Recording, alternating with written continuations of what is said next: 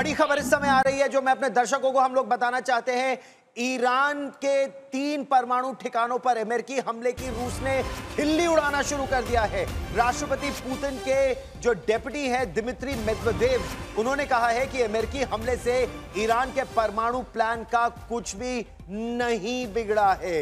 बिल्कुल यही नहीं, मेदवेदेव ने यह भी कहा है कि ईरान के सहयोगी उसे वॉरहेड की सप्लाई करने के लिए तैयार है। यानी अब एक और नया गेम, एक और बड़ी चीज जो खास तौर पर अमेरिका के और इजराइल के लिए बड़ा कंसर्न बन सकती है गौरव, और यही वजह है कि अब ये एक कह सकता है कि रूस अब तक जो लगातार सिर्फ स्टेटमेंट दे रहा था, अब वो शायद ईरान की मदद के लिए सामने भी खड़ा हो गया। इस पूरी खबर पर हमारे एक सहयोगी रोहित शर्मा भी हमारे साथ अमेरिका से जुड़ गए हैं। रोहित का भी रुख करेंगे और जानेंगे कि आखिरकार जब रूस इस तरीके के बयान देता है तो अमेरिका में उसको लेकर किस तरीके की हलचल होती है। रोहित, देखिए, सबसे पहले तो गुड मॉर्निंग सुमित।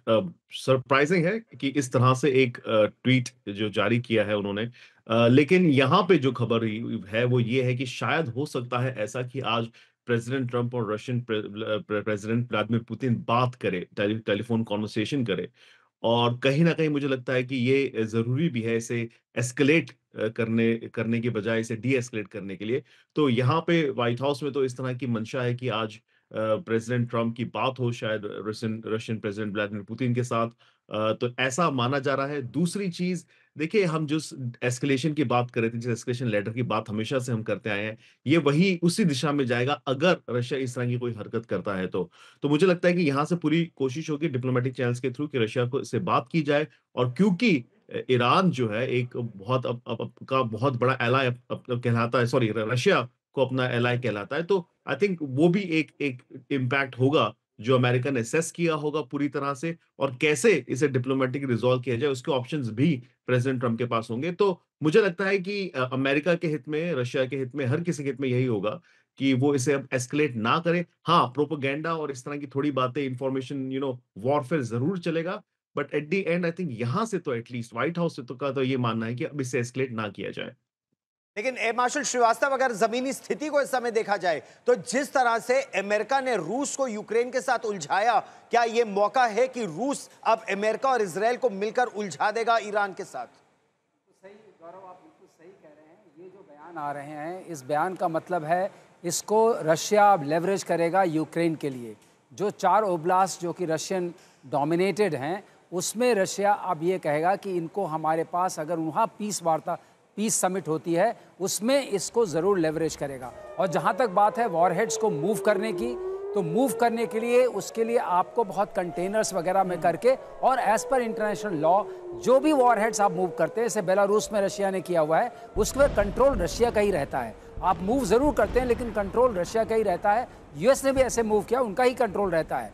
लेकिन अब हम आते हैं, आपने जो खैबर शिकान मिसाइल की बात की थी, 1-2 बात मैं उसके बारे में कहना चाहूँगा। ये उनका आखिरी ब्रह्मास्त्र की तरह समझिए। इसकी ध्वनि से 13 गुना ज़्यादा इसकी रफ्तार है, और ये मैनेवरल री एंट्री व्हीकल है। इसका मतलब एंट्री करने के बाद ये मैनेवर करती है, और इसमें कार्बन कंपोजिट्स का बना हुआ है। तो इसका आरसीएस जो है, रेडार जिसको देखता है, बहुत छोटा है। और दूसरी बात, ईडब्ल्यू इलेक्ट्रॉनिक वॉरफेयर से रेजिस्टेंट है। यही है कि उसको इंगेज करने में, चाहे वो थार्ड हो या एरो 1-2 हो या आपके आयरन बीम हो या आयरन डोम हो या फिर डेविड स्लिंग हो, ये सारे लेयर्स को पेनिट्रेट करके वो आ सकती है, और ये आपको बहुत समय नहीं देती है।